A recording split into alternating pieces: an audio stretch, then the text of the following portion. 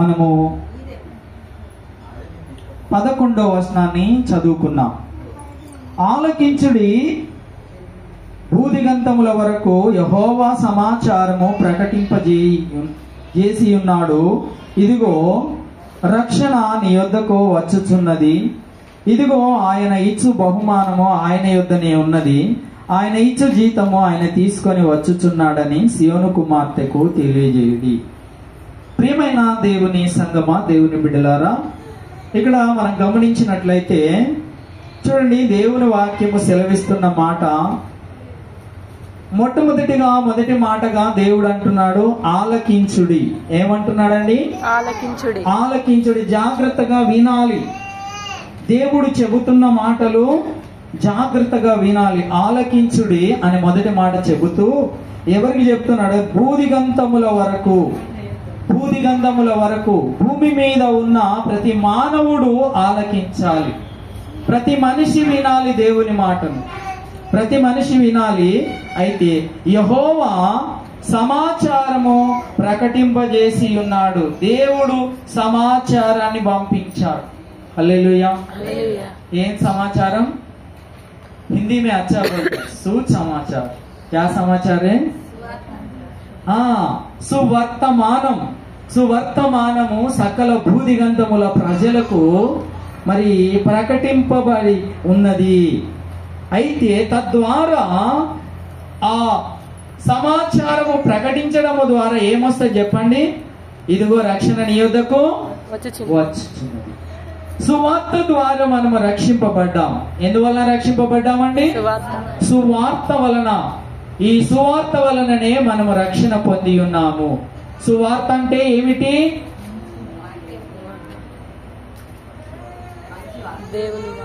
సువార్త అంటే మీనింగ్ చెప్పింది.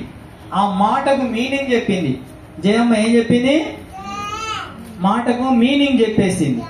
ఆ మాటకు మీనింగ్ మంచి వార్త. Very good.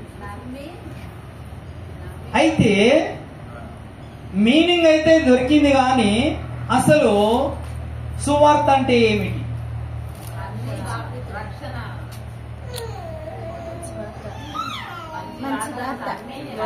దాని మీనింగ్ ఆల్రెడీ చెప్పేసింది, మంచి వార్త అనేది. అయితే ఆ మంచి వార్త ఏంటి? దేవుడు మన కోసం పుట్టడం. యేసు ప్రభు మన కోసం పుట్టడం, పుట్టి మరణించడం. Very good. హల్లెలూయా. దేవుడు మన కొరకు పుట్టి మరణించడం, తిరిగి లేవడం. హల్లెలూయా. రమ్య నూతనంగా వచ్చిన సిస్టర్ మరి చెప్పి ఉన్నారు.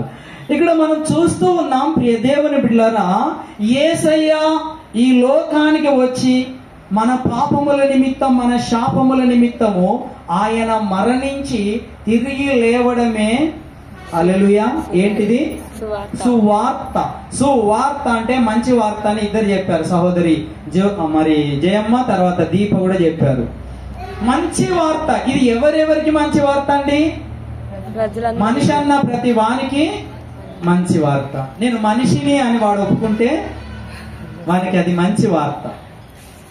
ఎందుకయ్యా మంచి వార్త అంటే, మానవుని యొక్క పాపాలను, శాపాలను తొలగించగలిగినది ఆ వార్త మాత్రమే, ఆ సుసమాచారం మాత్రమే.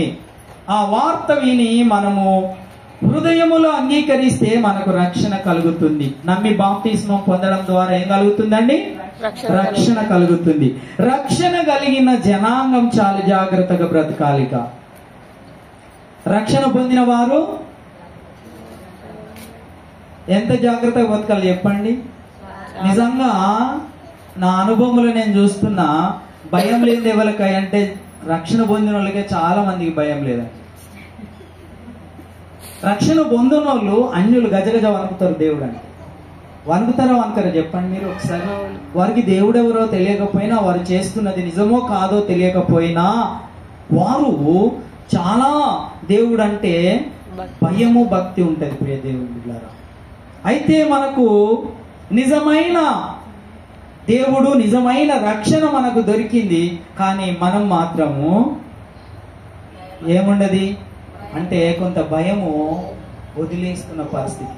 ప్రియ దేవుని బిడ్డలారా, ఎంత మాత్రము భయమును విడవక జాగ్రత్తగా మనము దేవునికి సమీపముగా ఉండాలి. ప్రియ దేవుని బిడ్డలారా, ఏమంటున్నాడు చూడండి, ఇదిగో ఆయన ఇచ్చు బహుమానం ఆయన యొద్దనే ఉన్నది. ఇదిగో ఆయన ఇచ్చు బహుమానం. ఆయన వచ్చినప్పుడు మనకు బహుమానాలు ఇస్తాడు. ఇస్తాడా ఇవాడా? వస్తాడా రాడా? వస్తాడు. ఇది వరకు మాట ఇచ్చి తప్పిండా దేవుడు ఎప్పుడన్నా? తప్పలేదు. ఆదామవ్వ మొదలుకొని యేసుక్రీస్తు ఈ లోకంలో పుడతాడని పరిశుద్ధ ప్రవక్తలందరి నోట పలికిస్తూ వచ్చాడు దేవుడు కదండి. యెషయా పలికాడు కదా. యెషయా ఏమన్నాడు? ఇదిగో మనకు ఒక కుమారుడు అనుగ్రహించబడెను, ఆయన భుజముల మీద రాజ్యభారముండును, ఆశ్చర్యకరుడు, ఆలోచనకర్త, బలవంతుడైన దేవుడు, నిత్యుడగు తండ్రి, సమాధాన అధిపతి అని అతనికి పేరు పెట్టబడునని ఆయన ప్రవచనం చేశాడు. మీకా ప్రవచించాడు, కీర్తనకారుడైన దావీదు ప్రవచించాడు.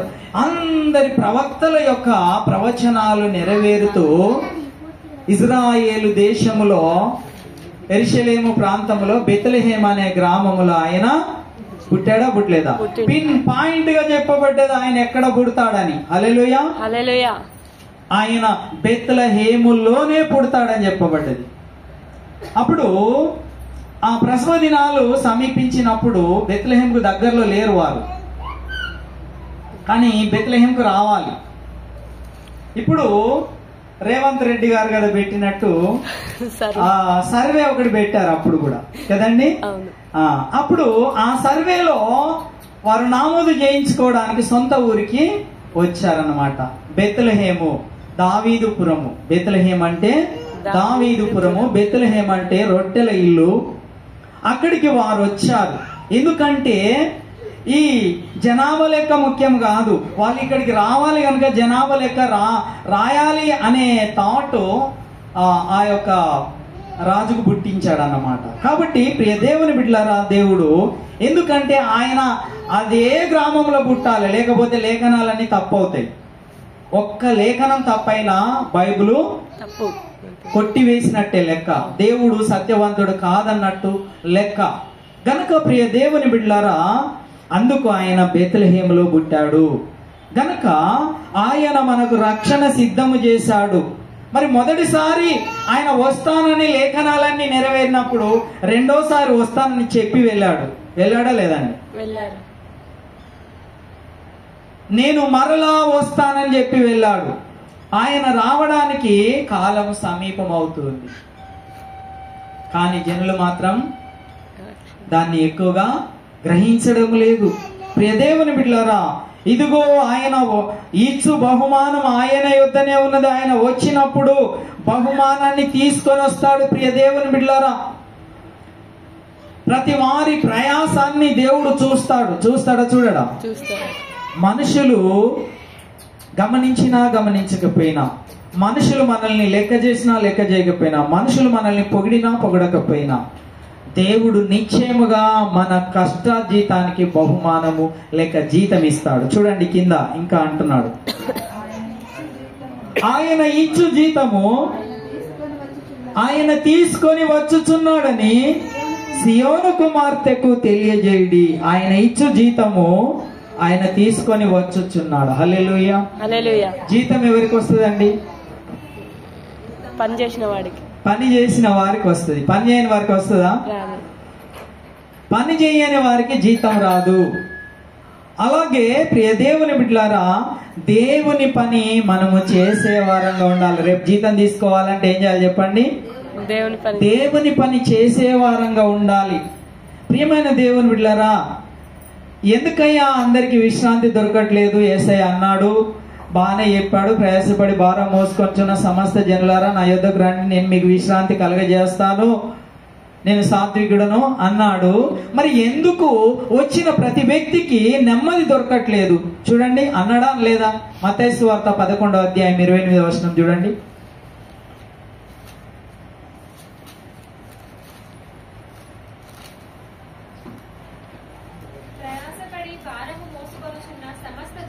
ప్రయాసపడి భారము మోసుకొనుచున్న సమస్త జనులారా నా యొద్దకు రండి, నేను మీకు విశ్రాంతిని కలుగజేస్తాను. ప్రియ దేవుని బిడ్డలారా, చూడండి, గమనించండి. ఇది అన్య జనాంగానికి, ఈ 28వ వచనం ఎవరికి చెప్పండి? అన్య జనాంగానికి దేవుని మందిరములోనికి రావడానికి పిలుస్తున్న పిలుపు ఇది. ఇది క్రైస్తవుల కొరకు పిలుస్తున్న పిలుపు కాదు. ఎవరి కొరకు? అన్య జనాంగము యేసుక్రీస్తు మందిరములోనికి వచ్చి రక్షణ పొందుటకు కావలసిన వర్తమానం 28 వచనంలో. మరి మనకేంటి?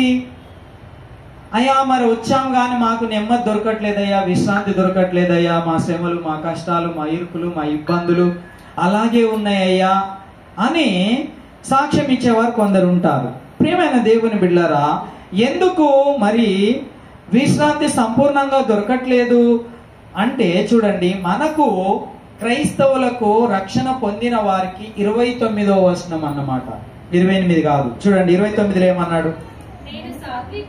నేను సాత్వికుడను, దీన మనసు గలవాడను, మీ మీద నా కాడి ఎత్తుకొనిడి, నా యొద్ద నేర్చుకొనిడి.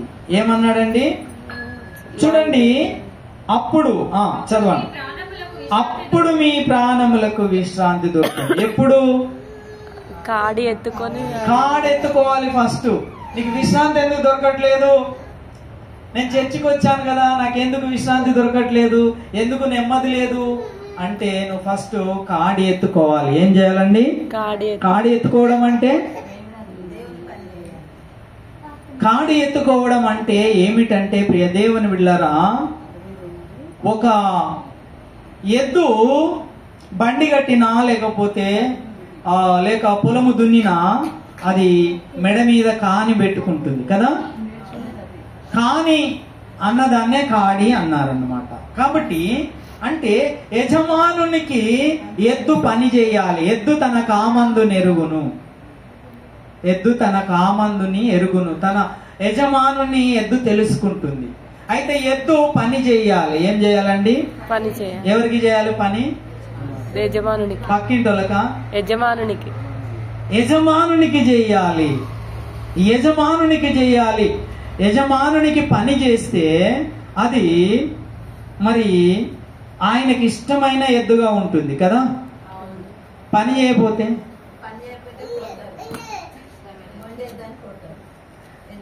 పని చేయకపోతే ఆ ఎద్దులు ఎక్కువ కాలం బతికే అవకాశము ఉండదు. ఉంటదా చెప్పండి?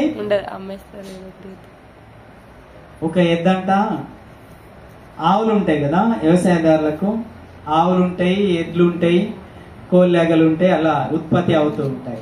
ఒక ఎద్దు ఏం చేస్తుందంట, మంచిగా తింటుందట, ఉంటుందట, పనికి పోయే సమయం వరకు నాలుగెళ్ళ పెట్టి ఇలా పడుకుంటుందంట. దీనికి ఏమో అయిందని యజమానుడు ఏం చేస్తా ఉన్నాడు, సరే పనికి తీసుకెళ్ళట్లేదంట దాన్ని.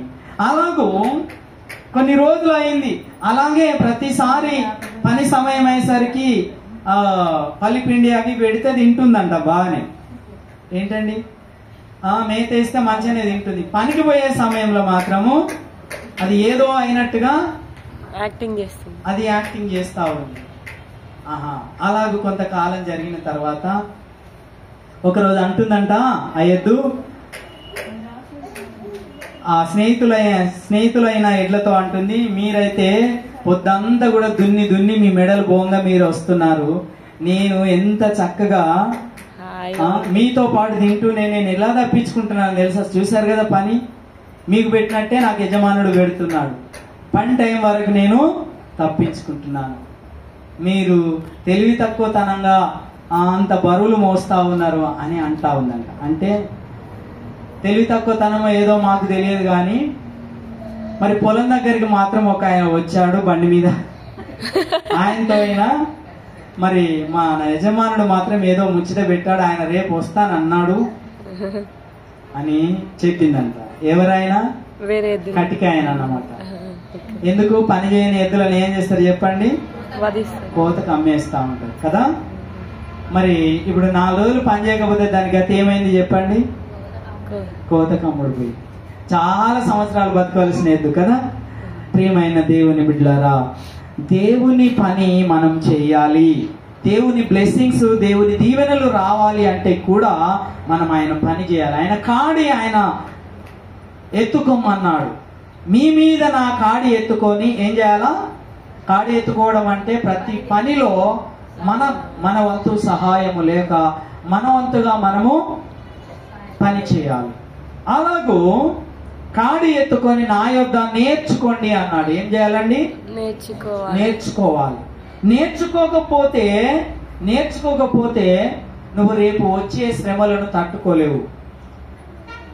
నువ్వు వాక్యము నేర్చుకోకపోతే నువ్వు ప్రతి పరిస్థితిని ఎదుర్కోవాలి అంటే నీకు వాక్యము తెలవాలి. ఏం తెలవాలండి? వాక్యము తెలవాలి. వాక్యం అనే పునాది మీద నువ్వు కట్టబడితే నువ్వు చెక్కు చెదరవు. యోబు సమస్తము కోల్పోయాడు కదా. సమస్తం కోల్పోతే కుంగిపోయాడా? బాధపడ్డాడా? భార్య బాధపడ్డది. భార్య బాధపడి వాళ్ళ తల్లిగారింటి కాడికి అన్ని తెచ్చినట్టు ఏమన్నది? ఏంటయ్యా ఇంకా యథార్థత విడవకుండా ఉంటావా? ఆయనను దూషించి మరణం అవ్వమన్నది కదా. ప్రియమైన దేవుని బిడ్డలారా, చూడండి, వాక్యము లేకపోతే అలాంటి తలంపులు సాతానుడు పుట్టిస్తాడు.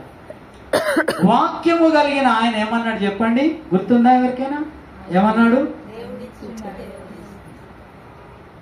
ఏమన్నాడంటే దేవుని వలన మేలు పొందవచ్చు కానీ కీడు పొందకూడదా అన్నాడు. మొదటి మాట, దేవుని వలన మేలు పొందవచ్చు కానీ కీడు పొందకూడదా? నువ్వు మూర్ఖురాల వలె మాటలాడినట్లు మాటలాడుచున్నావు. యెహోవా ఇచ్చెను, యెహోవా తీసుకొని పోయెను, యెహోవా నామమునకు మహిమ కలుగును గాక అని యథార్థత విడవకుండా ఆయన ప్రభువును ఆరాధించాడు. హల్లెలూయా, హల్లెలూయా. ఆ పరీక్షలో నెగ్గాడు కదండి. ఎప్పుడైతే నెగ్గాడో సాతానుడు ఓడిపోయాడు. సాతానుడును దేవునికి షరతు పడ్డది. ఛాలెంజింగ్ చేసుకున్నారు ఇద్దరు. మధ్యలో యోబు నలిగిపోతుండు. వాళ్ళిద్దరు ఛాలెంజింగ్ లో మధ్యలో ఎవరు నలిగిపోతారు చెప్పండి? యోబు నలిగిపోతా ఉన్నాడు. అయితే నలిగిపోయిండు. చివరికి ఎంతవరకు నలిగిపోయిండు అయ్యా అంటే ఆయన వాసన ఆయనకే రోత కొడుతుందంట. చీము, నెత్తురు గోక్కుందాం, మనసారా గోక్కుందాం అంటే కూడా గోర్లు కూడా లేవు కదండి. ఆ చిల్లు పెంక తీసుకొని గీసుకుంటా ఉన్నాడంట. అంటే కుండ పెంకలు ఉంటాయి కదా, అప్పుడు మట్టి కుండలే కదా, మట్టి కుండలో ఒక పెంక తీసుకొని ఆయన మరి రాసుకుంటా ఉన్నాడు. ప్రియ దేవుని బిడ్డలారా, అంత పరిస్థితి ఆయన అనుభవించి పాస్ అయ్యాడు. హల్లెలూయా, హల్లెలూయా. ఎప్పుడైతే పాస్ అయ్యాడో దేవుడు మరలా అంతా కూడా చక 2 అంతలు 500 ఎడ్లు ఉంటే 1000 ఎడ్లు చేసేసి, ఎన్ని గొర్రెలు ఉన్నాయో అన్ని డబల్ చేసేసి, అన్ని డబల్ ఒంటెలు అన్ని డబల్ చేసేసాడు. హల్లెలూయా, హల్లెలూయా. పిల్లలను కూడా మళ్ళా 7 కుమారులను 3 కుమార్తెలను ఇచ్చాడు. హల్లెలూయా. దేవుని బిడ్డలారా, అన్ని మరలా డబల్ ఇచ్చుకుంటూ వచ్చాడు. చూడండి, మరి పిల్లలను మాత్రము 10 మందినే ఇచ్చాడు కదండి. మరి ఎంతమందిని ఇవ్వాలి? 20 మందిని ఇవ్వాలి కదా. మరి ఎంతమందిని ఇచ్చిండు? 10 మందికి 10 మందిని ఇచ్చిండు. ఎందుకు? అన్ని డబ్బులు ఇచ్చినాడు, పిల్లల్ని ఎందుకు మరి సింగిల్ ఇచ్చాడు? ఆస్తులు. అమ్మగారు వయసు ఉడిగిపోయింది అమ్మగారికి కాదు అమ్మా, మనుషులు కాబట్టి 10 మంది. ఓకే, ఇంకా కొంచెం క్లియర్ గా చెప్తారా? ప్రాపర్టీ డిస్ట్రిబ్యూషన్ ఎక్కువ ఉంటుంది కాబట్టి, ఆస్తుల డిస్ట్రిబ్యూషన్ ఎక్కువ ఉంటుంది కాబట్టి.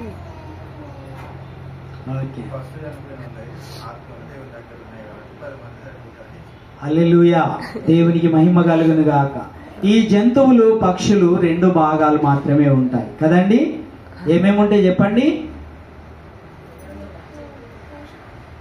అమ్మతోడు మాకు తెలియదు అన్నాడు చూస్తారు. శరీరము, ప్రాణము లేక జీవం. ఏంటి? ఇవి రెండు ఉంటాయి కదా, ఇవి రెండు ఉంటాయి. ఈ రెండు ఉంటాయి, చచ్చిపోతాయి. అవి స్వర్గానికి గాని నరకానికి గాని పోయే అవకాశం వాటికి లేదు, ఆత్మ లేదు గనక. మరి మానవునికి ఎన్ని భాగాలు ఉన్నాయి? ఎన్ని భాగాలండి? 3 ఏంటి ఏంటి చెప్పండి, క్రమంగా చెప్పాలి. ఫస్ట్ ఏంటిది? ఫస్ట్ ఏంటిది? ఫస్ట్ వన్ ఏంటిది? శరీరము, ప్రాణము, ఆత్మ. ప్రాణం అన్నా జీవం అన్నా ఒకటి. కాబట్టి ఈ 3 భాగాలతో మానవులు ఉంటారు. కాబట్టి ఇప్పుడు చనిపోయిన 10 మంది పిల్లలు ఎక్కడున్నారు చెప్పండి? దేవుని రాజ్యములో పరదేశులో ఉన్నారు. హల్లెలూయా. ఇప్పుడు వాళ్ళు 10 మంది, వీళ్ళు 10 మంది, ఎంత మంది అయ్యారు? 20 మంది. మరి దేవుడు అన్ని వేస్తారా చెప్పండి? కాదు. 10 మంది పరలోకంలో ఉన్నారు, 10 మంది భూలోకంలో ఉన్నారు. గనుక ప్రియమైన దేవుని బిడ్డలారా, దేవుడు న్యాయవంతుడు. దేవుడు అన్యాయము చేయవాడు కాదు. దేవుడు పక్షపాతి కాదు. ప్రియమైన దేవుని బిడ్డలారా, మరి ప్రతి వారి జీతం ఇస్తానన్నాడా ఇవ్వనన్నాడా? ఇస్తా అన్నాడు. వస్తున్నాడు యేసయ్య. వస్తున్నాడా లేదా? వస్తున్నాడు. వచ్చినప్పుడు మనము తలనెత్తుకునే వారముగా ఉండాలి. ప్రియ దేవుని బిడ్డలారా, చూద్దామా? ఓ మాట చూద్దాం, మరొక మాట చూద్దాం. ప్రకటన గ్రంథంలో చూద్దాం ఒక మాట, 2వ అధ్యాయము.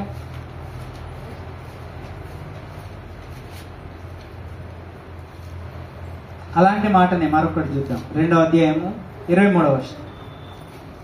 దాని పిల్లలను నిశ్చయముగా చంపెదను, అందువలన అంతరింద్రియములను హృదయములను పరీక్షించువాడను నేనే అని సంగములన్నీ తెలుసుకొనును. మరియు మీలో ప్రతి వానికి వాని క్రియల చొప్పున ప్రతిఫలము ఇచ్చేదను. హల్లెలూయా. ఏమంటున్నాడండి దేవుడు? వారి క్రియల వాని క్రియల చొప్పున ప్రతిఫలము ఇచ్చేదను. హల్లెలూయా. జీతం తీసుకొని వస్తున్నాడు. యేసయ్య వచ్చేటప్పుడు జీతం తీసుకొని వస్తున్నాడు. ఎవరు సంతోషంగా ఎదుర్కొంటారు చెప్పండి? ఫస్ట్ తారీఖు రోజు సాలరీ వస్తుంది అంటే మాస్టర్లు ఎక్కువ ఉన్నోళ్ళు సంతోషపడతారా, తక్కువ మాస్టర్లు ఉన్నోళ్ళు? ఏంటండి, పని ఎక్కువ చేసిన వాళ్ళకు జీతం ఎక్కువ వస్తుంది, తక్కువ రోజులు పని చేసిన వాళ్ళకి తక్కువ జీతము వస్తుంది. అలాగూ ప్రియ దేవుని బిడ్డలారా, ఈ భూమి మీద దేవుని కొరకు పనిచేసే గొప్ప అవకాశం మనకిచ్చాడు. వాని క్రియల చొప్పున ప్రతి వానికి నేను ప్రతిఫలం ఇస్తున్నానని చెప్తున్నాడు. ఆయన వచ్చినప్పుడు ఆ ఫలాన్ని మనం పొందుకుంటాం. ప్రియమైన దేవుని బిడ్డలారా, ఆయన వచ్చినప్పుడు ఆయన ఫలాన్ని మనం పొందుకుంటాం. కొరింథీయులకు రాసిన పత్రిక చూడండి, ఓ మాట చూపించి నేను ముగింపు దశకు వస్తాను. కొరింథీయులకు రాసిన మొదటి పత్రిక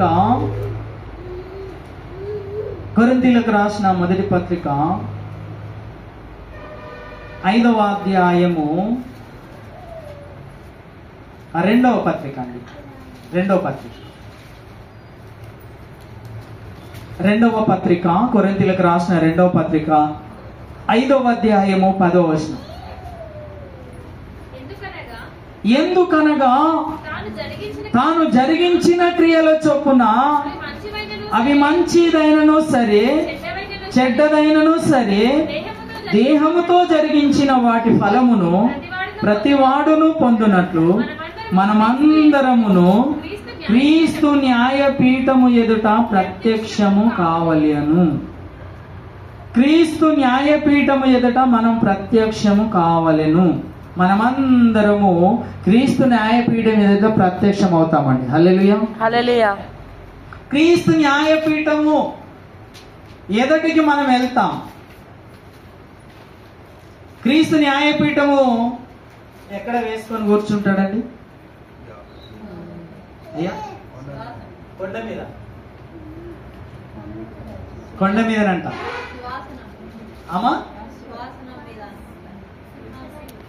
సింహాసనం మీదనే కూర్చుంటాడు, కానీ ఆ సింహాసనం ఏడ వేసుకుంటాడు? ఆకాశమున సింహాసనం, భూమి మీద పాదపీఠం. ఓకే. ఆయన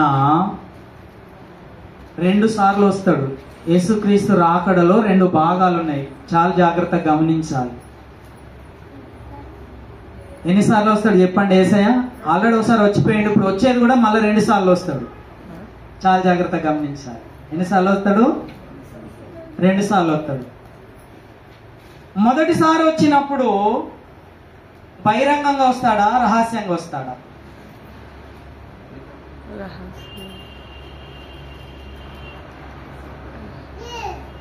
అమ్మతోడు తెలుగు.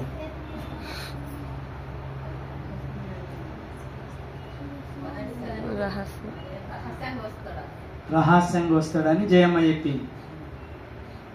మిగతా వాళ్ళు ఏమంటారు?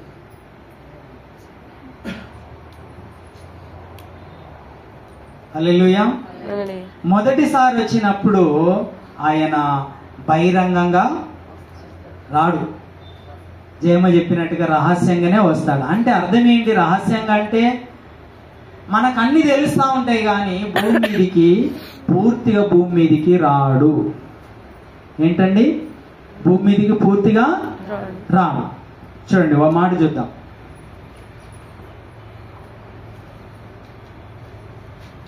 తెస్సలోనికలకు రాసిన పత్రిక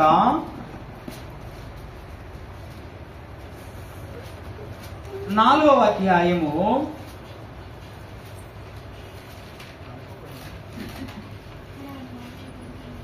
13వ వచనం నుండి కొన్ని వచనాలను చూస్తాం.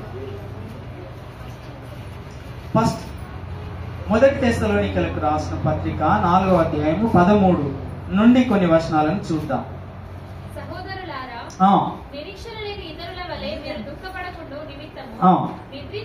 నిద్రించుచున్న వారిని గూర్చి మీకు తెలియకుండా మాకు ఇష్టం లేదు. నిద్రించుచున్న వారంటే మనకు తెలుసు కదండి. ఎవరు నిద్రించుచున్న వారు? చనిపోయిన వారిని బైబిల్ గ్రంథం నిద్రించుచున్నారు అని చెప్పింది కదా. ఈ నిద్రించుచున్న వారిని గురించి మీకు తెలియకుండా మాకు ఇష్టము లేదు. దేవునికి ఆ భక్తునికి ఇష్టం లేదట తెలియకుండా. అంటే మనకి ఏం కావాలి? తెలియాలి. వెరీ గుడ్ అక్క, త్వరగా పట్టుకున్నావు. అలా తెలియాలన్నది దేవుని ఇష్టం, తెలియకుండా మాత్రం దేవునికి ఇష్టం లేదు. తెలియాలి. కాబట్టి నిరీక్షణ లేని ఇతరులకు ఏం లేదండి? నిరీక్షణ లేదు. ఇతరులకు ఎదురు చూపు లేదు. వాళ్ళు మరలా మేము బ్రతుకుదామన్నా నిరీక్షణ వాళ్ళకు లేదు. కానీ మనం చనిపోతే బ్రతుకుతామన్న నిరీక్షణ ఉందా లేదా చెప్పండి? ఉన్నది. అయితే మనము యేసు మృతి పొంది తిరిగి లేచనని మనము నమ్మిన ఎడల అదే ప్రకారము యేసునందు నిద్రించిన వారిని దేవుడు ఆయనతో కూడా వెంటబెట్టుకొని వచ్చును. హల్లెలూయా. దేవుడు ఆయనతో కూడా వెంటబెట్టుకొని వస్తాడు. వాళ్ళు ఎక్కడున్నారండి? ఆయన దగ్గరనే ఉన్నారా? దేవుని దగ్గరనే ఉన్నారా? చచ్చిపోయిన వాళ్ళు ఎక్కడున్నారు? మధ్యాకాశం, పరదేశ్. అక్క పరదేశంలో. మిగతా వాళ్ళు ఏమంటారు? దేవుడు ఎక్కడున్నాడు? పరలోకం.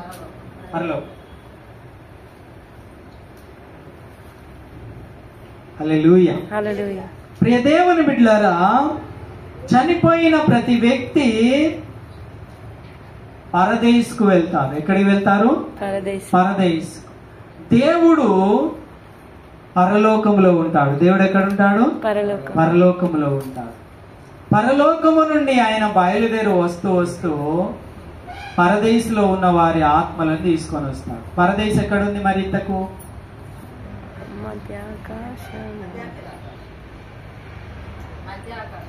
మధ్యాకాశం. దేనికి మధ్య? పరలోకానికి భూలానికి.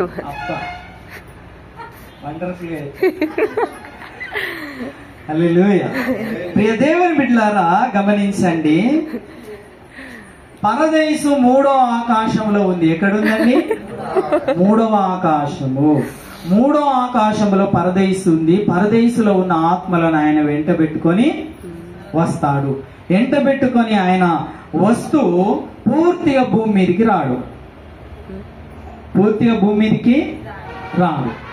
ఆత్మలను పంపిస్తాడు. ఆయన మధ్యలోనే ఆగిపోతాడు. చదవండి. మేము ప్రభు ప్రభువు రాకడ వరకు సజీవులమై నిలిచియుండు మనము నిద్రించిన వారి కంటే ముందుగా ఆయన సన్నిధికి చేరము. చూడండి, గమనించండి. ప్రభువు వచ్చేటప్పుడు ఆయన మధ్యాకాశములోనికి లేక ఆయన మరి బయలుదేరినప్పుడు మరి ఆయన యందు నిద్రించిన వారు మొదట లేస్తారు కదండి. యేసునందు నిద్రించిన వారు లేస్తారు. లేచి అప్పటికి యేసు భక్తులు ఉంటారా ఉండరా భూమి మీద? ఉంటారు కదా, ఉంటారు. ఏ అనుమానం లేదు లేదు.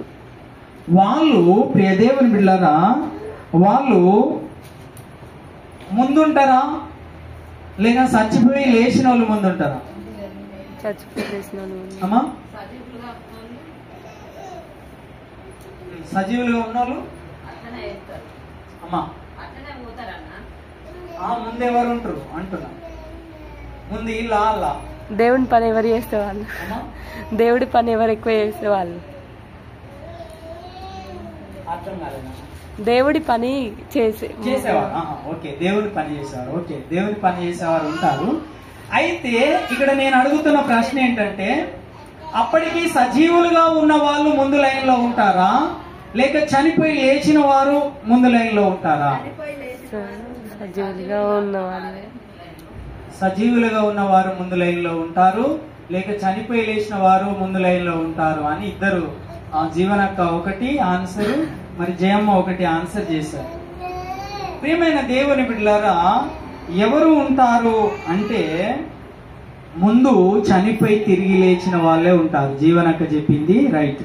తర్వాత సజీవులుగా ఉన్నవారు, రెప్పపాటున మార్పు పొందిన వారు వారి వెనక ఉంటారు. హల్లెలూయా, హల్లెలూయా. చదవండి అమ్మా. ఇంకా ఆర్భాటముతోను ప్రధాన దూత శబ్దముతోను దేవుని బూరతోను పరలోకము నుండి ప్రభువు దిగివచ్చును. పరలోకము నుండి ప్రభువు దిగివచ్చును. క్రీస్తునందుండి మృతులైన వారు మొదట లేతురు. ఆ మీదట అమ్మా జయమ్మ నీకు జవాబు వస్తుంది చూడండి. ఆ మీదట సజీవులమైన నిలిచి ఉండు మనము వారితో కూడా, అంటే ఎవరితో? చనిపోయి తిరిగి లేచిన వారితో. అంటే చనిపోయి తిరిగి లేచిన వారు మొదటి వరుసలో ఉంటారు. సజీవులమైన మనము సెకండ్ లైన్ లో ఉంటాం. ఏకముగా ప్రభువును ఎదుర్కొనుటకు ఆకాశ మండలమునకు మేఘముల మీద కొనిపోబడుదుము. కాగా సదాకాలం ప్రభుతో కూడా ఉందుము. హల్లెలూయా. ప్రియ దేవుని బిడ్డలారా, మనము చనిపోయి తిరిగి లేస్తాం అన్నది ఎంతమందికి నిరీక్షణ ఉందండి? కొందరికైతే తెలియదు, క్రైస్తవులకు కూడా తెలియదు. తెలుసా? మన ఆత్మ పోతుంది అన్నదే తెలుసు కానీ మన శరీరం లేస్తుంది అన్నది చాలా మందికి తెలియదు. తెలియాలి. లేస్తామా లేవమా? లేస్తాం. లేస్తామనడానికి రుజువులు ఉన్నాయా మనకు? ఎన్నోసార్లు చెప్పుకున్నాం కదా రుజువులు. మనం ఏం బ్లైండ్ గా నమ్మట్లేదు కదా, మనము సాక్ష్యాధారాలతో నమ్ముతున్నాం ఏది నమ్మినా. అవునా కాదా? అవును.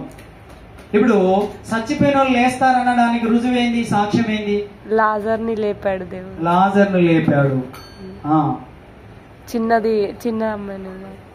ఓకే, మిగతా వాళ్ళు చెప్పండి. యేసయ్య తిరిగి లేచాడు. అమ్మా అక్క, లాజర్ని కూడా లేపాడు. లాజర్ మళ్ళీ చచ్చిపోలే, చనిపోయిన వీళ్ళే తెసలోనికలో చచ్చిపోయిందా లేదా? లాజర్ చచ్చిపోయింది. చచ్చిపోతే లెక్క రాదు. యేసు ప్రభు లేచాడు. మళ్ళీ చచ్చిపోయాడు యేసు ప్రభు? చనిపోలే. ఇంకొకరు ఎవరు లేచారు? ఇంకొకరు ఎవరైనా లేచారా? లేచినా కూడా రాజు తాత ముత్తాతల క్రైస్తవుడవు నువ్వు. ఎవరైనా లేచారా? ఇంకొకరు ఎవరైనా లేచారా? 2 సాక్ష్యాలు కావాలి కోర్టులో. 2 సాక్ష్యాలు కావాలి. అక్క లేవలే. క్లూ అంటే ఆయన మనుషులను నడిపించిన వాడు మోషే. వెరీ గుడ్, క్లూ పట్టుకున్నది మోషే. హల్లెలూయా. హల్లెలూయా. మోషే కూడా ఆయన తిరిగి లేచాడండి. హల్లెలూయా. హల్లెలూయా. ఇక్కడ మనం గమనిస్తాం, మోషే సజీవుడుగా ఆయన తిరిగి లేచాడు, తర్వాత యేసుక్రీస్తు లేచాడు. ఈ రెండు సాక్ష్యాలను బట్టి మనం చచ్చిపోతే తిరిగి లేస్తాం అనడానికి రుజువు ఉందా లేదా చెప్పండి? ఉంది. మనము ఒక ప్యాకెట్లో ఏవి ఇళ్లలో విత్తనాలు తెచ్చుకొని పెట్టుకుంటా ఉంటారు కదా. అయితే ఒక ప్యాకెట్ విత్తనాల ప్యాకెట్ తెచ్చాం అనుకోండి, ఆ 2 విత్తనాలు షాంపీలు చూసాం, అవి మొలుస్తాయా మొలవయా అని. మరి 2 మొలుకొచ్చాయి అనుకోండి, మిగతా అన్ని కూడా వస్తాయా రావా? ఖచ్చితంగా వస్తాయి. ఎందుకంటే 2 వచ్చాయి కాబట్టి మిగతాయి కూడా వస్తాయి. అలాగూ చనిపోయిన వారిద్దరు లేపబడ్డారు. మోషే లేపబడ్డాడు, తర్వాత యేసుక్రీస్తు లేపబడ్డాడు. లాజర్ కాదు. అవన్నీ మెరాకిల్స్ ఎన్నో జరిగినాయి. ఎంతో మంది ఆయన చనిపోయినప్పుడు కూడా సమాధులు తెరవబడి లేవబడ్డారు. తెలుసు కదా, యేసయ్య చనిపోయినప్పుడు బండలు బద్దలైనప్పుడు చాలా మంది సమాధులు తెరవబడ్డాయని రాయబడ్డది. అవును, ఎంతో మంది లేచారు.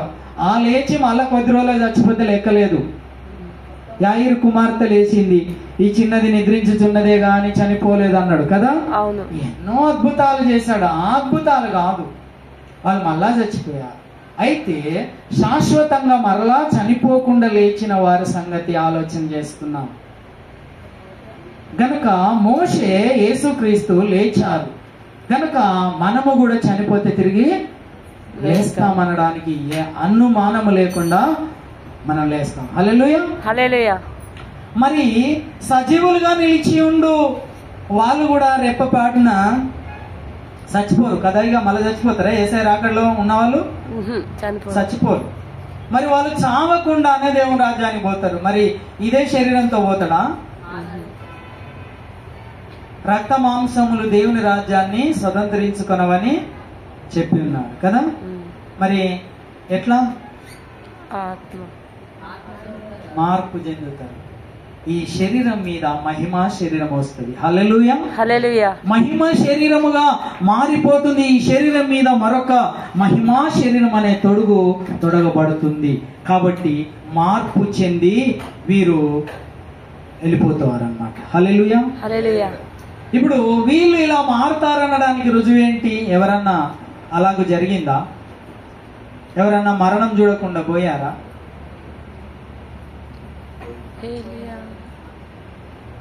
పోయిండ్రు కానీ అమ్మతోడు మాకు తెలియదు.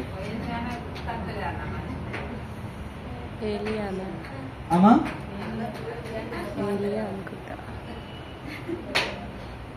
ఏమా ఏలియా పోయాడు. ఏలియా కంటే ముందు ఇంకొక ఆయన పోయాడు. ఎవరైనా ఏమో అన్నా జెర్సేపు చెప్పి మమ్మల్ని వదిలిపెడితే మేము హాయిగా పోయి ఇంటికాడ మంచిగా వంటలు స్పెషల్ గా చేసుకున్నాం, అవి కొంచెం కమ్మగా తిని కొద్దిగా నిద్రపోతాం అన్న, ఎందుకు మమ్మల్ని ఏపుగా తింటున్నావు అని ఎవ్వరు మీరు అనుకోరు. హల్లెలూయా. ప్రియ దేవుని సంగమా, దేవుని బిడ్డలారా, హానోకు మొదట వెళ్ళింది ఎవరండి? హానోక్ అనే వ్యక్తి దేవునితో నడిచి ఆయన మరణము రుచి చూడకుండా వెళ్ళాడు. రెండో వ్యక్తి అగ్ని గుర్రములు వచ్చి అగ్ని రథములు వచ్చి ఏలియాను తీసుకొని వెళ్ళారు. ఇద్దరు కూడా వెళ్ళారు. హల్లెలూయా. హల్లెలూయా. కాబట్టి సజీవులుగా ఉన్న వారు లేస్తారనడానికి 2 రుజువులు దేవుడు పెట్టాడండి. ఏది కూడా మనల్ని బ్లైండ్ గా నమ్మమని చెప్పట్లేదు, ఆధారాలు చూపిస్తున్నాడు. హల్లెలూయా. హల్లెలూయా. మన దేవుడు సత్యవంతుడు, యథార్థవంతుడు, న్యాయవంతుడు. నేను నీ అంతను నేను చెప్తున్నాను మీరు నమ్మాలి అంతే అని బ్లైండ్ గా అనట్లేదు, మనకు ప్రతిదీ వివరిస్తూ చెబుతున్నాడు. కనుక మనము యేసు రాకడలో మనము ఎత్తబడతాము. హల్లెలూయా. హల్లెలూయా. ఎత్తబడిన తర్వాత మనం ఎక్కడికి పోతాం? క్రీస్తు న్యాయపీఠం ఎదుటకు పోతాం. మళ్ళీ ఒకసారి రండి క్రీస్తు న్యాయపీఠం కాడికి. ఒక 2-3 వచనాలు వివరించుకొని అక్కడ మనం ముగించుకుందాం. ఎక్కడుంది క్రీస్తు న్యాయపీఠం? బైబిల్ ఎక్కడుంది ఇప్పుడు? తీయండి. కొరింథీ వెరీ గుడ్.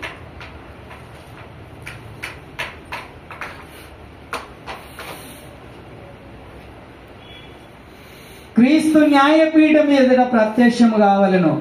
మనమందరము కూడా సజీవులుగా ఉన్న వారును చనిపోయిన వారును అందరును ఆ క్రీస్తు న్యాయపీఠం ఎదుట ప్రత్యక్షమైనప్పుడు ఏం జరుగుతుందట చూడండి. కావున మేము భయము నెరిగి మనుష్యులను ప్రేరేపించుచున్నాము. మేము దేవునికి ప్రత్యక్షపరచబడిన వారము, మీ మనస్సాక్షులకు కూడా ప్రత్యక్షపరచబడి ఉన్నామని. ఎన్నో వచనం చదువుతున్నావు? 11 చదువుతున్నామా? రైట్. ఇక్కడ మనం చూస్తూ ఉన్నాం చూడండి. ఎందుకనగా తాను జరిగించిన క్రియల చొప్పున అవి మంచివైనను సరే చెడ్డవైనను సరే దేహముతో జరిగించిన వాటి ఫలమును ప్రతి వాడును పొందినట్లు మనమందరం క్రీస్తు న్యాయపీఠం ఎదుట ప్రత్యక్షము కావాలి. ఎందుకు ప్రత్యక్షం కావాలి? ఒక కారణం చెప్తున్నాడు. తాను జరిగించిన క్రియలు అవి మంచి అయినా సరే చెడ్డవైనా సరే వాటి ఫలం పొందేటందుకు. ఎందుకండి? వాటి ఫలం పొందడం. మనం జరిగించిన క్రియల ఫలం పొందడానికి. అవునా అమ్మా? తొందరగా ముగించేస్తాం, మీరు జాగ్రత్తగా వింటే. ఆ క్రియల ఫలము మనకు ఇవ్వడానికి ఆ క్రీస్తు న్యాయపీఠం ఎదుట మనం ప్రత్యక్షం కావాలి. ఏమేం పనులంట? ఏమేం పనులు అక్కడ ఉన్నాయి కదా.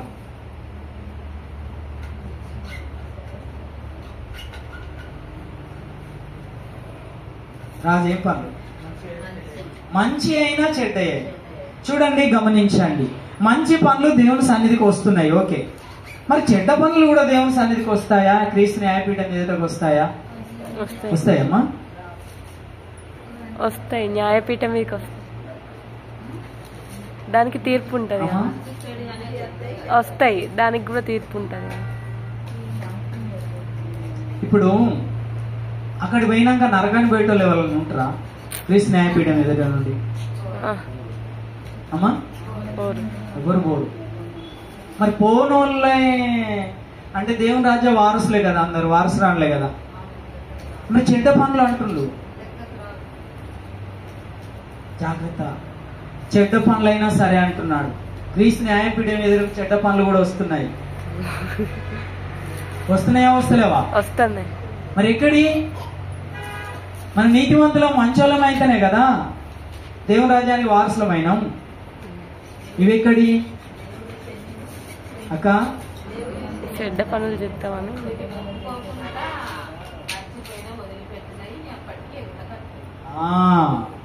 జాగ్రత్త. అవి ఎక్కడి తెలుసా? చెడ్డ పనులు ఏంటి తెలుసా? నువ్వు ఆదివారం నిర్లక్ష్యంగా ఉండి నీ తప్పిదాలను ఒప్పుకోకుండా ఎప్పుడో 3 వారాలకు ఒకసారి వస్తే నీ పాపాలు నీకు ఏడ గుర్తుంటాయి? నీకు మర్చిపోయిన పాపాలు. పాపాలు 2 రకాలు కదండి. మరణకరమైన పాపము గలదు, మరణకరము కాని పాపము కలదు. మరణకరము కాని పాపాలు చిన్నబొన్న పాపాలు, నువ్వు కడుక్కోకుండా ఉన్న చెడ్డ పనులు క్రీస్తు న్యాయపీఠం ఎదుట నీకు ప్రత్యక్షం అవుతాయి. నీ అయ్యో మీరెందుకు వచ్చిండ్రే అంటే కుదరదు. మేమెందుకు వచ్చిందంటే మమ్మల్ని వదిలించుకోలేదు కదా, నువ్వు కడుక్కోలేదు. కడుక్కుంటే వచ్చేవాళ్ళం కాదు. యేసు రక్తము నీకు ఇచ్చాడు దేవుడు, కానీ నువ్వు కడుక్కోలేగా. కడుక్కోకపోతే నీ పడేస్తాం మేము. కాబట్టి ప్రియ దేవుని బిడ్డలారా, మనము మర్చిపోయిన పాపాలు, కడుగుకొనని పాపాలు క్రీస్తు న్యాయపీఠం ఎదుట ప్రత్యక్షం అవుతాయి. అంటే ఇప్పుడు చెప్పండి, ఎంత జాగ్రత్తగా ఉండాలి మనం? చాలా జాగ్రత్త. సిగ్గుపోతుంది. నరకానికి ఏం బోరు కానీ సిగ్గుపోతుంది.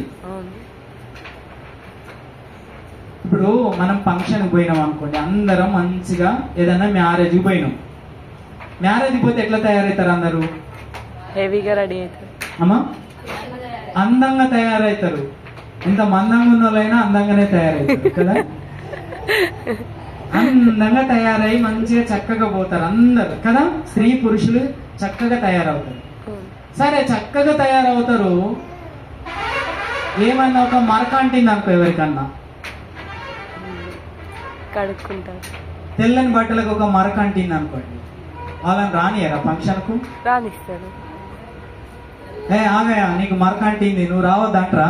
అనరు. కానీ ఆ మరక చూసిన వాళ్ళందరూ నవ్వుతుంటారు కదా, ఇట్లా ఇట్లా పెట్టుకొని సైడ్ కి పెట్టుకొని నవ్వుతారు, ఆ మరకను చూసి నవ్వుతా ఉంటారు కదా. అప్పుడు ఏమైతుంది, మనం గిల్ట్ గా ఫీల్ అవుతా ఉంటాం. అలాగూ ప్రియ దేవుని బిడ్డలారా, మనము చిన్న పుచ్చుకోవాల్సి వస్తుంది, ముఖం చిన్న చేసుకోవాల్సి వస్తుంది, మనం కలత చెందవలసి వస్తుంది. అందుకే ముందు కడుక్కున్నాం. అందుకే జాగ్రత్తగా మన దాగులు, మన మచ్చలను, మన మరకలను ఎక్కడ కడుక్కోవాలి చెప్పండి? దేవుని ఎదుట కడుక్కోవాలి. ఆదివారపు దినాన నీకు దొరికే రుధిరము పరమాత్ముని రుధిరము, యేసు రక్తం ప్రతి పాపమును కడిగి పవిత్రపరుస్తుంది. నువ్వు ఒప్పుకుంటే. ఒప్పుకోకపోతే కడగేస్తుమా? బేషరతుగా కడగడు దేవుడు. ఇష్టానుసారంగా మాట్లాడి, ఇష్టానుసారంగా ప్రవర్తించి, అవి జ్ఞాపకం కూడా లేకుండా, వాటి సంఖ్య కూడా తెలియకుండా ఉంటది. కొందరు మాటలకు సంఖ్య కూడా తెలియదు. రోజుకి ఎన్ని అడ్డదిడ్డమైన మాటలు మాట్లాడతారు. దానికి తలుపా తాళమా? తలుపులే తాళం లేదా దానికి కదా.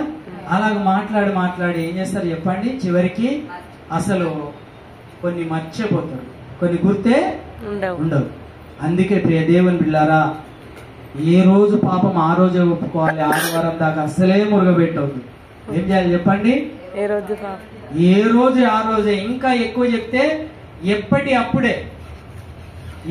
అప్పుడే ఒప్పుకొని విడిచిపెట్టాలి. అది తప్పు అని తోచినప్పుడే వెంటనే లెంపకాయలు వేసుకొని దేవా క్షమించమని, అవకాశం ఉంటే అక్కడ మోకరించి ప్రార్థన చేసుకోవాలి. రోడ్డు మీద మీకు ఏదైనా పొరపాటు చేసి పొరపాటుగా చూసి, అయ్యో అన్న వెంటనే ఒప్పుకోమన్నాడు కదా అని రోడ్డు మీద మోకాలు వేసారు, నిలువు మోకాలు. ప్రియమైన దేవుని బిడ్డలారా, చూడండి, మనం ఒప్పుకున్న ప్రతి పాపం పోతుంది. అయితే మనం ఒప్పుకోనంది ఏమవుతుంది చెప్పండి? ప్రత్యక్షం అవుతుంది కదా. అయితే చూడండి, ఒక మాట చూపించేసి నేను ముగించేస్తాను. 9వ వచనం చూడండి, మనం ఎలా ఉండాలంటే దేవునికి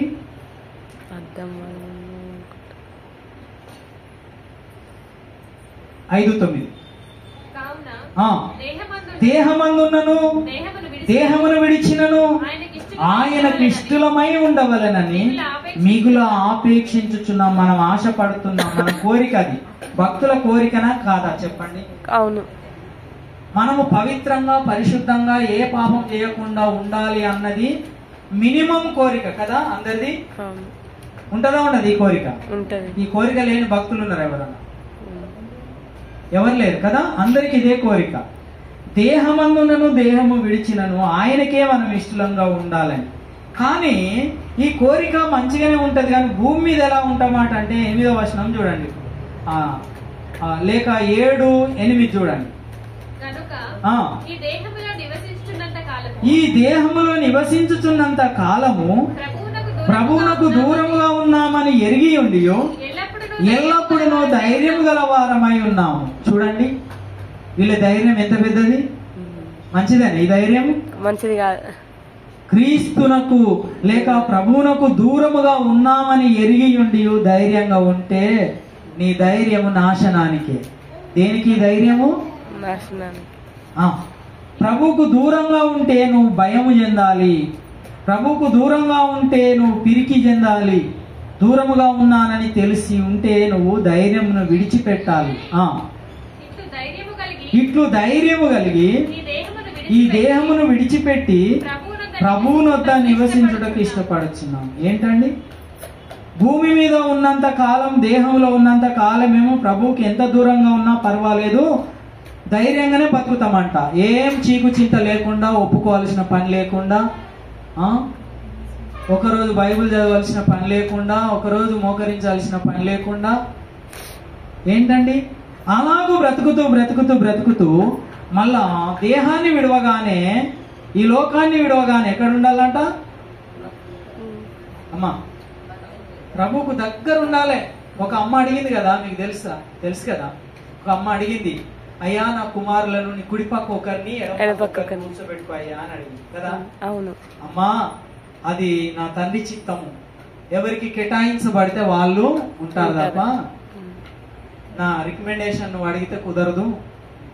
అది ఎవరికి కేటాయించబడుతుందో వాళ్ళే కూర్చుంటారు. కాబట్టి ఇక్కడ చూడండి, దేహములో ఉన్నంత కాలం ప్రభువుకు దూరముగా ఉన్నామని ఎరిగి ఉండి ధైర్యం గలవారుగా ఉండి జీవించి దేహాన్ని విడిచిపెట్టగానే ప్రభు దగ్గర ఉండాలనుకుంటున్నాడు. ఏం కోరిక అండి ఇది? స్వార్థపూరితమైన కోరిక కదా. నువ్వు ప్రభు దగ్గరగా ఉండాలంటే మరి భూమి మీద ఉండం కూడా ప్రభుకు దగ్గరగా ఉండాలని ఎందుకు ఉండదు నీ కోరిక? నేను మందిరానికి దగ్గరగా ఉండాలని ఎందుకు ఉండదు కోరిక? నేను మధ్యలో రాకూడదు, నేనే మొదటగా ఉండాలి చర్చిలో అని ఎందుకు ఉండదు నీ కోరిక? పోతే వాయితీ అందరు లేట్గానే వస్తారు కదా అమ్మా, అందరు లేట్గానే వస్తారు కదా, పోతే వాయితీ అందరు అట్లా అనుకుంటే ఏమవుతుంది చెప్పండి? లేట్ అవుతుంది కదా. 8 గంటలకు అన్నది 10 గంటలు 11 అయిపోతుంది, 11 కూడా అయిపోతుంది కదా. అట్లా కాదు ప్రియ దేవుని బిడ్డలారా, మనము దేవునికి భయపడితే మనం తొందరగా సిద్ధపడతామండి. మనం అనుకున్న టయానికి రాగలుగుతాం తలుసుకుంటే. హల్లెలూయా. రాగలుగుతామా రాలేమా చెప్పండి? రాగలుగుతాం, నిశ్చయముగా రాగలుగుతాం. మనము నిర్లక్ష్యము చేయడంని బట్టే రాలేకపోతున్నాం. మీరు స్వపరీక్ష చేసుకోండి, నేను అన్నది నిజం అబద్ధము. నిశ్చయముగా రాగలుగుతాం. 10 గంటలకు వీడు ఉండాలి అంటే ఉంటాం. మనం తలుసుకుంటే ఉంటామా చెప్పండి? మనం ఏమనుకుంటామంటే చర్చే కదా, పోతే వాయలే. నిర్లక్ష్యం ఏం చేస్తుంది అంటే మనల్ని వెనకబడగొడుతుంది. ప్రియదేవుని బిడ్డలారా, మనము ప్రభువుకు దగ్గరగా ఉండాలని ఇష్టపడాలి. ప్రభువు మనకు జీతం ఇస్తాడు. హల్లెలూయా. హల్లెలూయా. వచ్చే సంవత్సరం నుండి అటెండెన్స్ పెడదాం. టైం వేసి అక్కడ సైన్ చేయాలి. సంవత్సరం అయినాక అందరూ వాళ్ళ బుక్ తీసి చూసుకోవాలి. ఎప్పుడు వచ్చినావు, నువ్వు ఎన్ని గంటలకు ఉంటే ఎన్ని గంటలకు వచ్చినావు అది చూసుకుంటే నీ డైరీ అన్నమాట. ప్రియమైన దేవుని బిడ్డలారా, మనము దేవునికి భయపడితే మనము ఆశీర్వదింపబడిన వారంగా ఉంటాం. దేవునికి భయపడేవారు జ్ఞానవంతులా బుద్ధిహీనులండి?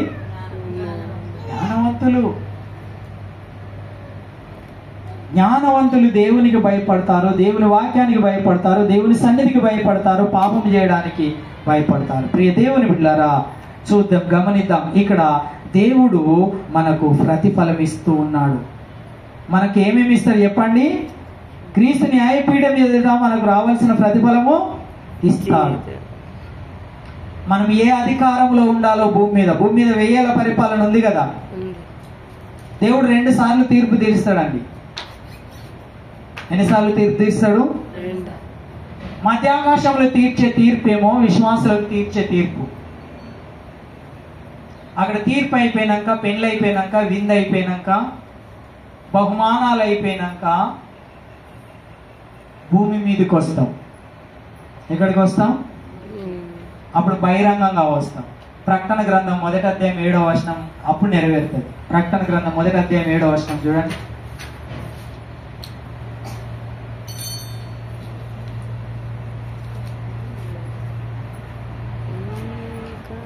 చదవండి త్వరగా. ఇదిగో ఆయన మేఘారూఢుడై వచ్చుచున్నాడు, ప్రతి నేత్రం ఆయనను చూచును, ఆయనను పొడిచిన వారును ఆయనను చూచెదరు, ఆయనను చూచి రొమ్ము కొట్టుకొందరు. ఎవరండి ఈ రొమ్ము కొట్టుకునేటోళ్ళు? చూసిన వాళ్ళందరూ. పొడిచిన వారా?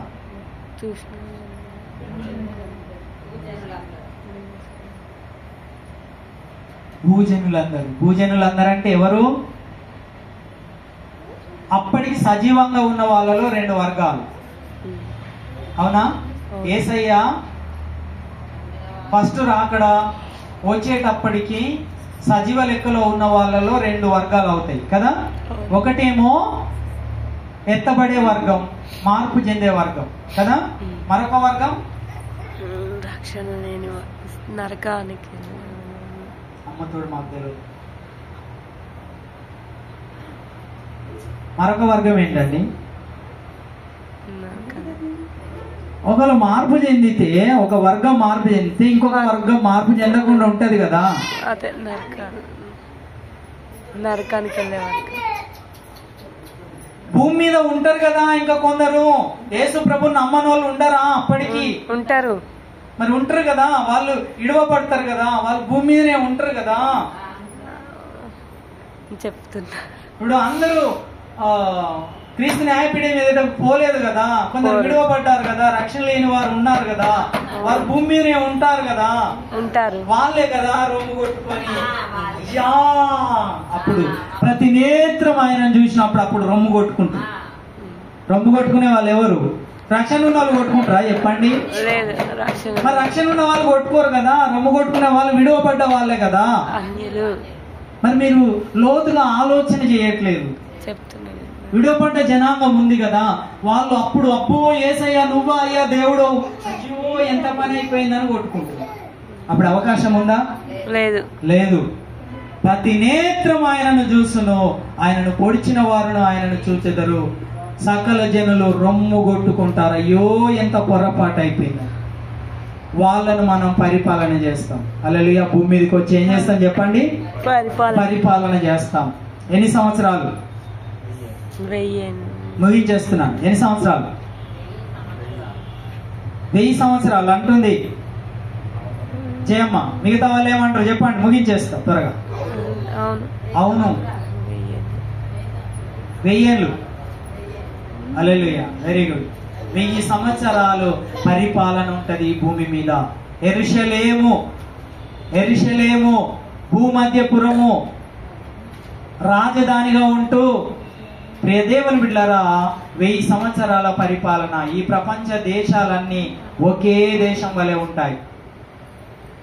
యేసయ్య చక్రవర్తి, మనమందరం సామంత రాజులం, చిన్న చిన్న అధికారం కలిగిన వారంగా ఉంటాం. హల్లెలూయా. 1000 ఏళ్ల పరిపాలన జరుగుతుంది. 1000 సంవత్సరాలు పరిపాలిస్తాం. పుట్టేటోళ్ళు పుడుతూనే ఉంటారు, భక్తిహీనులు ఉన్నారు కదా, వాళ్ళని వెళ్తాం. ఎవరిని వెళ్తామని మీరు పరిచయం కాకపోతే, ఆ రొమ్ము కొట్టుకున్న వాళ్ళు ఉన్నారు కదా, ఆ రొమ్ము కొట్టుకున్న వాళ్ళకి పిల్లలు ఉంటారు, మన్మరాళ్ళు ఉంటారు, వాళ్ళకి ఇంకా పుడతా ఉంటారు. సంసార ధర్మం జరుగుతూనే ఉంటుంది. పుట్టే వాళ్ళు పుడతా ఉంటారు, గిట్టే వాళ్ళు గిడతా ఉంటారు. అప్పుడు మాత్రం ఎక్కువ రోజులు బతుకుతారు. మొదట జరిగింది మళ్ళా జరుగుద్ది. 800-900 సంవత్సరాలు బతుకుతారు, చేస్తారు. అయితే అలాగూ జరుగుతూ ఉండగా మనం 1000 సంవత్సరాలు పరిపాలన చేస్తాం. హల్లెలూయా. ఈ 1000 సంవత్సరాల పరిపాలన ముగించిన వెంటనే మరొక తీర్పు ఉన్నది. యేసయ్య మరొకసారి తీర్పు తీస్తాడు సింహాసనం మీద కూర్చుని. ఏ సింహాసనము? ఏ సింహాసనము మాకు తెలియదు. అయ్యా, న్యాయపీఠం. ఈ న్యాయపీఠం క్రీస్తు న్యాయపీఠమా? మనము మధ్యాకాశంలో కూర్చున్నది అదేనా? ఆ సింహాసనం కాదు, ఇప్పుడు దావీదు సింహాసనం. హల్లెలూయా. ధవల సింహాసనం.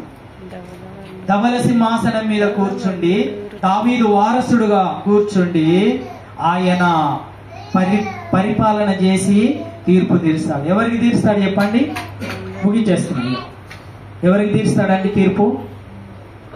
అప్పుడు విశ్వాసులకు తీర్చండి. ఇప్పుడు ఎవరికి తీరుస్తాడు? రొమ్ము కొట్టుకున్నా.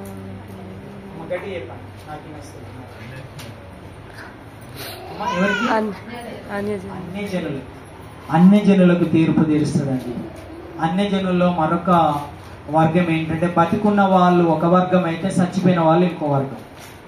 చచ్చిపోయిన వాళ్ళు ఉన్నారా లేదా? ఉన్నారు. ఎక్కడున్నారు? మట్టిలో ఉన్నారు. శరీరం మట్టిలో. అసలు వాళ్ళు ఎక్కడున్నారు? పాతాళంలో ఉన్నారు. Very good. పాతాళముల నుండి దేవుడు బయటికి తీస్తాడు. రెండవ పునరుత్థానము. వాళ్ళు కూడా శరీరాలతో లేస్తారు. హల్లెలూయా. లేస్తారు. వాళ్ళు లేచిన తర్వాత ఈ సజీవులుగా ఉన్న వాళ్ళు వెనక, చచ్చిపోయిన వాళ్ళు ముంగట. వాళ్ళకు అందరికీ ధవల సింహాసనం మీద కూర్చుండి తీర్పు తీరుస్తాడు. హల్లెలూయా. హల్లెలూయా. వాళ్ళకు తీర్పు ఎందుకు? వాళ్ళు ఎట్లా నరకానికి పోయేటోళ్ళే కదా. తీర్పు ఎందుకు తెలుసా? చచ్చిపోయిన వాళ్ళలో చాలా మందికి అర్థం కాదు నేను ఎందుకు నరకానికి పోయాను. క్రైస్తవుల కంటే నీతిమంతులు పాతాళంలో ఉంటారు. అవును. క్రైస్తవులు దుర్మార్గులైనా దేవుడు పరలోకాన్ని తీసుకుపోతాడండి. నిన్ను బట్టి కాదు, నువ్వు ఆశ్రయించిన యేసు రక్తాన్ని బట్టి. అందుకే చెడ్డ పనులు కూడా వచ్చాయి, చూశారు, గమనించారు. మంచి పనులు కూడా వచ్చినాయి, చెడ్డ పనులు కూడా వచ్చినాయి. నిన్ను బట్టి, నువ్వు ప్రవర్తించే ప్రవర్తనను బట్టి దేవుని రాజ్యానికి తీసుకోవట్లేదు. నువ్వు ఆశ్రయించిన యేసు రక్తాన్ని బట్టి నిన్ను దేవుని రాజ్యానికి తీసుకుంటున్నాడు. అయితే మరీ నువ్వు ఓవర్ చేసావు అనుకో, విడిచిపెడతాడా? గారాబం తండ్రి ఎంత చేయాలో గంతే చేస్తాడు కదా. మరి ఎక్కువ గారాబం చేస్తే పిల్లలు వినరు ఒకటి కదా. తగుడపండి జరుగుతాడు. అలాగూ ప్రియ దేవుని బిడ్డలారా, దేవుడు విడిచిపెట్టే ప్రమాదం ఉన్నది. అది మరణకరమైన పాపమయ్యే ప్రమాదం ఉన్నది కనుక వదిలిపెడతాడు. కనుకనే ఫిలిప్పీ పత్రికలో జాగ్రత్త అని హెచ్చరిస్తున్నాడు. నీ రక్షణ జాగ్రత్త అని హెచ్చరిస్తున్నాడు. చూడండి 12వ వచనం ముగించేస్తున్నాడు.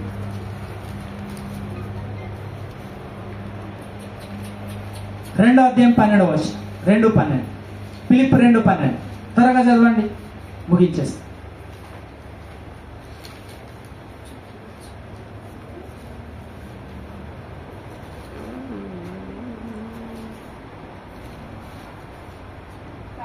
నా ప్రియులారా, మీరెల్లప్పుడూ విధేయులై ఉన్న ప్రకారము నా యొక్క ఉన్నప్పుడు మాత్రమే కాక అని ఎక్కువగా నేను మీతో లేని ఈ కాలం ఉండున భయముతోనూ వణుకుతోనూ నీ సొంత రక్షణను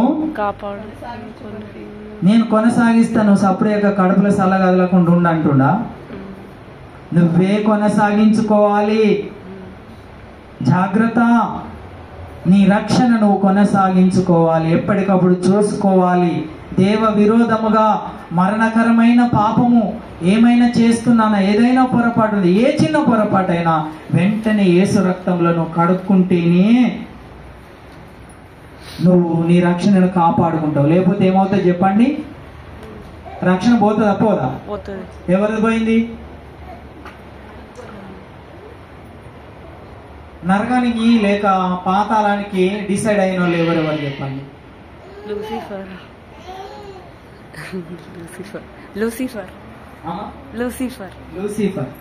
లూసిఫర్ కంటే ఇక ఖచ్చితంగా నరకమే. ఎందుకంటే ఇక వానికి మార్మన్స్ పొందే అవకాశం లేదు మనుషులలో ఎవరికి.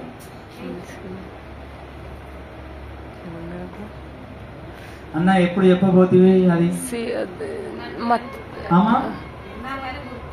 అని అన్నీ అడుగుతాడు. నీ రాజ్యాన్ని కాపాడుకోవాలంటే ఏం చేయాలి అని అడిగితే దేవుడు చెప్పిన మాటలు, నీ ధనాన్ని వదిలిపెట్టి నన్ను ఆశ్రయించమన్నాడు. అయితే ఇస్కరియోతు యూదా మిస్ అయిపోయాడు. ఇంకా ఆయన ఎన్నడు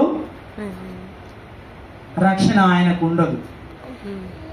ఇంకెవరు తప్పిపోయారు చెప్పండి? బిలాము తప్పిపోయాడు. బిలాం ప్రవక్త రక్షణలోనికి రాడు. కోరాహు తెలుసా? రాసిన కీర్తన ఏదో ఇన్నట్టు అనిపిస్తాను నా పేరు. కోరాహు ఇంకా రక్షణలోనికి రాడు. వాళ్ళ పిల్లలు రక్షింపబడ్డారు కానీ కోరాహు రక్షణలోనికి రాడిగా. ఏంటండి? అభిరాము దాతాను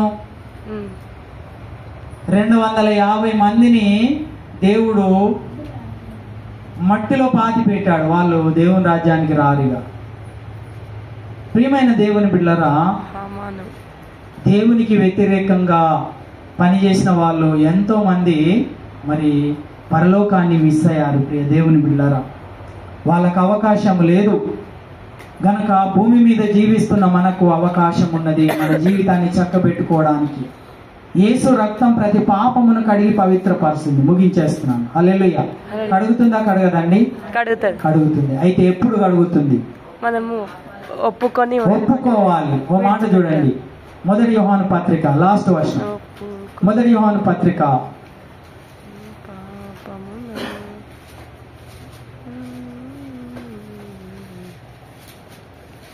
మొదటి అధ్యాయము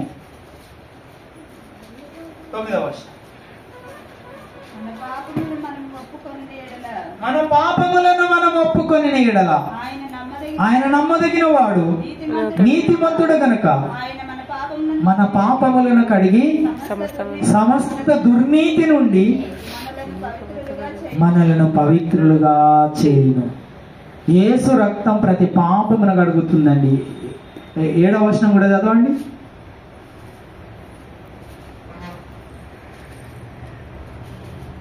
అక్కడనేమా అదే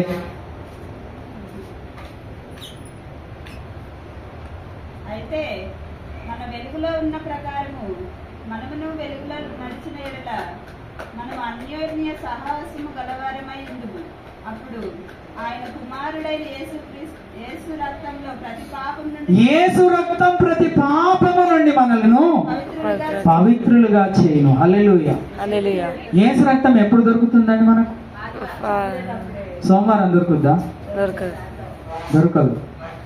కొన్ని చర్చిలల్లా ఇస్తారు, సోమవారం అయిన ఇస్తారు, ఏ వారం అయిన ఇస్తారు, ఆన్లైన్ ప్రేయర్లో కూడా ఇస్తారు. కానీ వాక్యం ఏం చెప్తుంది చెప్పండి? ఆదివారం మేము రొట్టె విరుచుటకు కూడినప్పుడు అంటుంది. ఆదివారం మాత్రమే ప్రభు రక్తము, ఇది ప్రభు దినము గనుక యేసు రక్తం ప్రతి పాపమును కడిగి పవిత్రపరుస్తుంది. ప్రియమైన దేవుని బిడ్డలారా, కాబట్టి యేసు రక్తంలో మనం శుద్ధి చేయబడడానికి, మనము దేవుని సన్నిధిలో అభివృద్ధి చెందడానికి, ఆశీర్వదింపబడడానికి, దేవునితో మనము